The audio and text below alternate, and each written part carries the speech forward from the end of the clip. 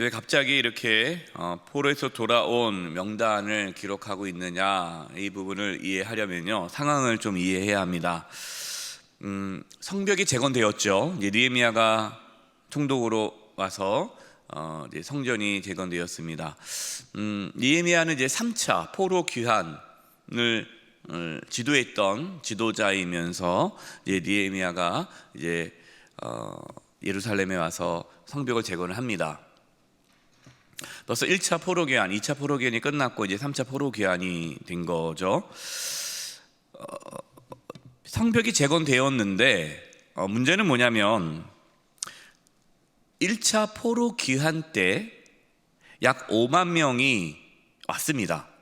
근데 5만 명이 왔지만 그동안 성벽이 무너지고 여러 가지 어려움으로 인해서 수십 년이 지났기 때문에 예루살렘에 살던 그 5만 명, 포로 귀환했던 5만 명 중에 상당수가 다 흩어졌습니다. 다른 데로 가버린 거예요. 성벽이 재건되었고 또 예루살렘 성이 이렇게 이제 든든하게 세워져 가는 데 있어서 중요한 것은 사람이었습니다. 성벽이 있어도 그 성벽을 지킬 사람이 있어야 되고 그 성에 사람들이 살아야 되지 않겠습니까? 그래서 유다 공동체를 재건하기 위해서라면 흩어져 있던 유다 백성들이 다시금 돌아와야 됩니다. 그래서 느헤미야는 기도하면서 어떻게 하면 하나님, 어떻게 하면 다시 이 흩어져 있던 유다 백성들이 돌아올 수 있겠습니까? 고민하는 중에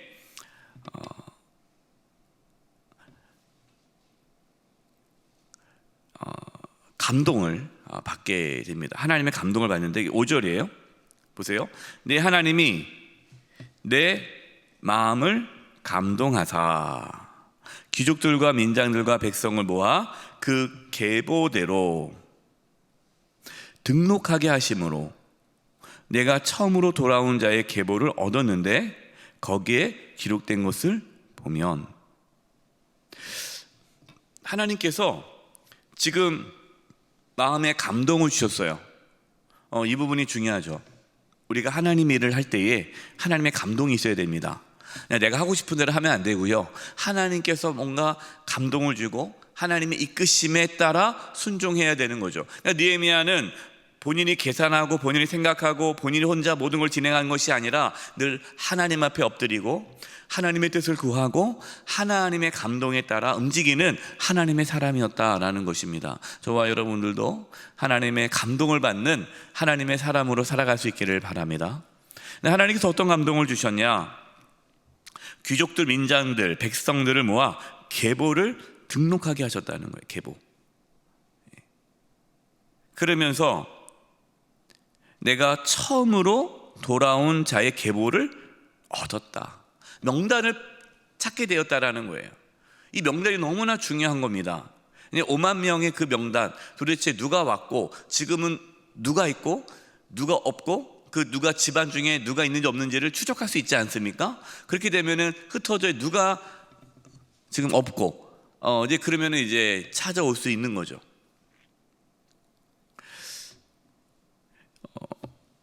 이제 1차 명단을 보게 됩니다. 근데 그 1차 명단을 다시 느헤미야가 여기서 다 기록하고 있어요. 약 5만 명, 5만 명의 돌아온 자들, 그 가족대별로. 그래서 우리가 다 읽지는 않았지만 뭐 바로스 자손이 2172명이요. 아주 정확히 숫자까지 다 이렇게 기록합니다. 그 바로스 자손, 그 가문이 그 정도 인원이 왔다라는 거죠. 당시 바벨론에 거주하던 유다 사람들의 숫자를 약 150만 명으로 추정합니다. 150만 명. 그러니까 150만 명의 바벨론의 유대인들이 살고 있었는데 포로 귀환, 예루살렘에 돌아가도 좋다. 예루살렘에 돌아가서 다시 그 예루살렘을 회복하는데 원하는 사람들은 가라라고 왕이 말을 했을 때에 예루살렘 공동체를 회복하기 위해서 출발했던 돌아간 자가 5만 명. 150만 명에서 5만 명이 왔어요. 상당히 적은 숫자죠. 10%도 안 된 거 아닙니까? 150만 명 10%면 15만 명인데 15만 명이 아니라 5만 명이 왔다면 5%도 안 온 거죠. 한 2, 3% 정도가 돌아온 겁니다. 왜 이렇게 적은 숫자가 돌아왔을까요? 약 70년의 시간이 지났습니다. 예루살렘은 다 무너졌어요. 황폐한 땅이 되었습니다. 그리고 이제 바벨론에서는 이제 정착하며 살았어요. 물론 바벨론 포로로 끌려갔지만 또 그 포로지만 그냥 감옥에 있거나 이렇게 쇠사슬에 묶여 있는 것이 아니라 그곳에서 정착하면서 또 나름대로 살게 되었다는 거죠.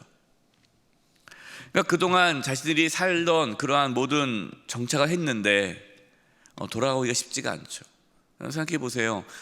우리가 이민을 갔는데 70년 동안 이민 생활을 했어요. 70년 이민 생활하고 다시 한국으로 돌아온다는 게 쉬운 일은 아니잖아요. 그 자녀손들이 거기서 태어난 자녀들이 있는데 어떻게 돌아오겠습니까? 그래서 70년 정도 이민 생활했으면 돌아오기 어렵습니다.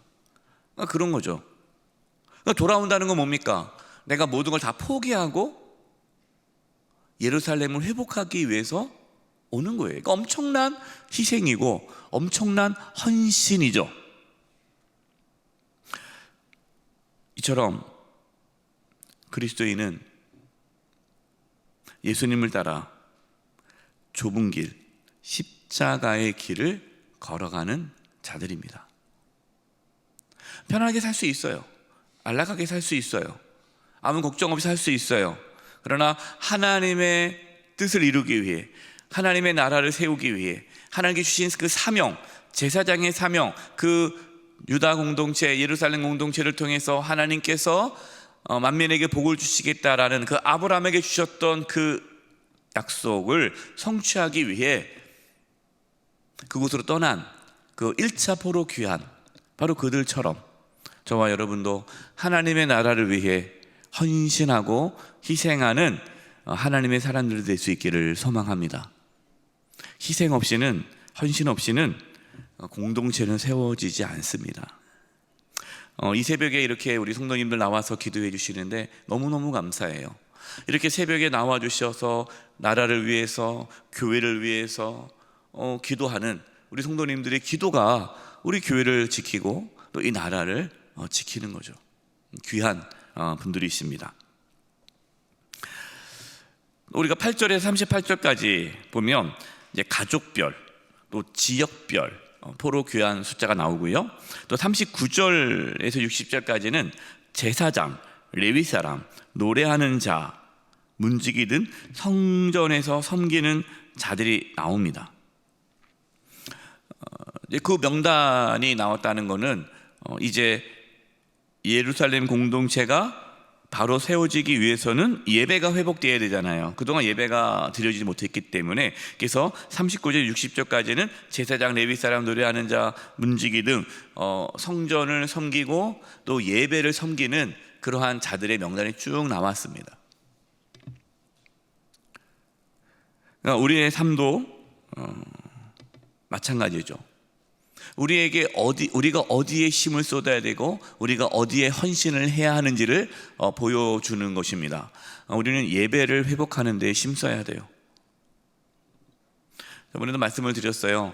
예배 회복이 왜 중요하냐? 단순히 예배를 드리는 게 중요한 것이 아니라 예배가 회복되었다는 것은 하나님과의 관계가 회복되었다라는 뜻이기 때문에 우리가 힘써야 하고 우리가 애써야 할 부분은 하나님과의 관계 회복입니다. 그래서 우리는 예배 가운데에 하나님을 만나고 또 하나님과 관계가 회복되기 위해서 애쓰고 힘써야 하죠. 근데 말씀을 읽다 보니까 포로교환 1차 명단에서요, 족보가 불분명한 자들이 나옵니다. 근데 그 중에 제사장들도 포함되어 있어요. 이 사람이 제사장이라고 기록되어 있는데 근데 족보가 없어요. 제사장은 아무나 할 수 없잖아요. 그 가문이 있지 않습니까? 제사장의 가문에서 제사장이 나와야 되거든요. 근데 이 제사장이 족보가 없다는 것은 이 사람의 그 조상이 제사장 가문인지를 모르는 거예요. 그러면 제사장 역할을 할 수가 없죠. 그래서 64절, 65절 보십시오. 이 사람들은 계보 중에서 자기 이름을 찾아도 찾지 못하였으므로 그들을 부정하게 여겨 제사장의 직분을 행하지 못하게 하고 총독이 그들에게 명령하여 우림과 둠빔을 가진 제사장이 일어나기 전에는 지성물을 먹지 말라 하였느니라. 지금 느헤미야가 이러한 명령을 내린 거예요. 지금 제사장 숫자가 부족합니다. 근데 제사장 숫자가 부족하다고 해서 제가 제사장입니다 라고 말한 사람에게 제사장직을 준 게 아니에요. 그 사람의 가문이 정확하지가 않아요. 그러면 아무리 제사장이 부족하더라도 그 사람에게 제사장 역할을 줄 수가 없습니다. 왜냐하면 하나님께서는 제사장의 가문에 의해서만 제사장을 세우라 했기 때문에 함부로 할 수가 없는 거죠. 이 말씀을 보면서 우리는 뭘 알 수 있습니까? 빨리 하는 것보다 또 일을 많이 하는 것보다 중요한 거는 정확하고 바르게 하는 게 필요하다는 것이죠. 좋은 게 좋은 거니까 넘어가자 뭐 일만 되면 되지 이렇게 하지 않았다는 거예요. 우리도 그런 유혹에 빠지기 쉽잖아요. 이게 하나님의 뜻인지 좀 하나님 말씀에 우리가 순종하면서 일을 해가 나가고 있는지 더디더라도 그렇게 가야 되는데 그냥 빨리만 하면 되는 거 아니야? 뭐 일만 마치면 되는 거 아니야? 뭐 예배만 드리면 되는 거 아니야? 누구나 제사장 하면 어때? 라고 이런 식으로 가면 안 된다라는 것이죠. 마지막으로 보면요, 1차 포로 귀환 자들은요 무너진 성전을 재건하기 위해 하나님께 예물을 드렸어요. 앞서 총독과 또 각 족장들이 또 이렇게 열심히 본인들이 이렇게 많은 것을 내놓았습니다. 그리고 백성들도 최선을 다했죠. 71절과 72절이에요. 또 어떤 족장들은 근 2만 드라크마와 은 2200마네를 역사 곳간에 드렸고 그 나머지 백성은 금 2만 드라크마와 은 2000마네와 제사장의 의복 67벌을 드렸느니라. 1차 포로 귀환자들은 한 사람도 예외 없이 다 하나님 앞에 예물을 드렸습니다. 그 예물을 가지고 무너진 성전을 세우고 성벽을 세우고 또 제사를 지낼 수 있는 그러한 모든 것들을 구비하게 된 것이죠. 이들의 수고와 헌신을 통해서 예루살렘 공동체가 세워질 수 있었습니다. 사랑하는 성도 여러분, 어떤 인생이 의미 있고 행복한 인생일까요? 그냥 안락하고 편안하고 아무 근심 걱정 없고 그냥 잘 먹고 잘 사는 인생이 행복하고 편안한 인생일까요? 그게 의미 있는 인생일까요? 그렇지 않습니다. 하나님의 나라를 위해서 헌신하고 희생하는 인생이 의미 있고 가치 있는 인생이죠. 지금처럼 우리에게 주어진 사명대로 묵묵히 사명을 잘 감당하심으로 우리의 가정에 또 우리 교회에 한국교회와 이 나라 가운데에 하나님의 나라가 세워지기를 간절히 축원드립니다. 기도하겠습니다. 하나님 아버지, 1차 포로 귀환자들의 그 수고와 헌신처럼 저희도 가정과 교회와 나라 가운데에 또 희생하고 섬기고 헌신함으로 우리가 속해 있는 공동체 가운데에 하나님의 나라가 회복되게 해 주시옵소서. 특별히 이 새벽에 기도의 자료로 나와서 기도하는 우리 성도님들의 그 헌신을 기억해 주시고 복의 복을 내려 주시옵소서. 예수님의 이름으로 기도드립니다. 아멘.